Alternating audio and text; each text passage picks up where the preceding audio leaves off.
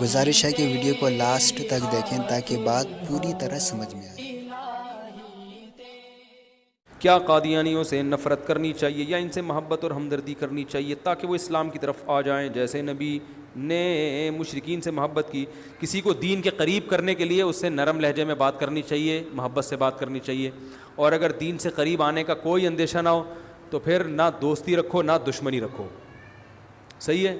بولو بھائی اپنا کام کرو، ہم سے تعلق نہ رکھو۔ قادیانیوں کے بارے میں بتا رہا ہوں، نہ دشمنی رکھیں نہ دوستی رکھیں، اور اگر امید ہو دین کے قریب آ جائے گا یا دین کے قریب لانا چاہتے ہیں تو پھر بہرحال محبت سے بات کرنی پڑے گی، لٹھ سے تو کوئی نہیں آئے گا۔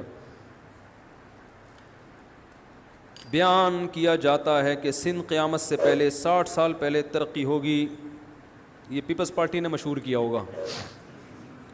کہتے ہیں کوئی ایسی حدیث ہے کہ قیامت یعنی سندھ میں قیامت سے 60 سال پہلے ترقی ہوگی۔ سندھ میں بظاہر حالات ترقی کے لگتے نہیں ہیں، تو جب تک کوئی اہل اچھی حکومت نہ آ جائے۔ کیا بیوہ اور طلاق یافتہ کی عدت میں فرق ہے، اور طلاق یافتہ کے لیے عدت ضروری ہے؟ اگر عدت نہ گزارے تو کیا کفارہ ہے؟ کبیرہ گناہ ہے، طلاق یافتہ پر بھی عدت واجب ہے، بیوہ پر بھی۔ دونوں کی عدت میں فرق ہے کہ طلاق یافتہ کی عدت ہے 3 دفعہ مینسز آئیں، حیض آ کے ختم ہو جائے، اور بیوہ کی عدت ہے 4 مہینے 10 دن۔ اور اگر پریگنینسی ہے تو پھر دونوں کی عدت سیم ہے، بچہ جیسے ہی پیدا ہوگا عدت ختم ہو جائے گی۔ شوہر کا انتقال ہوا اور اگلے منٹ میں یا اگلے گھنٹے میں بچہ پیدا ہو گیا تو عورت کی عدت ختم۔ بھائی جان یہ فرقہ وارانہ سوال ہے یار۔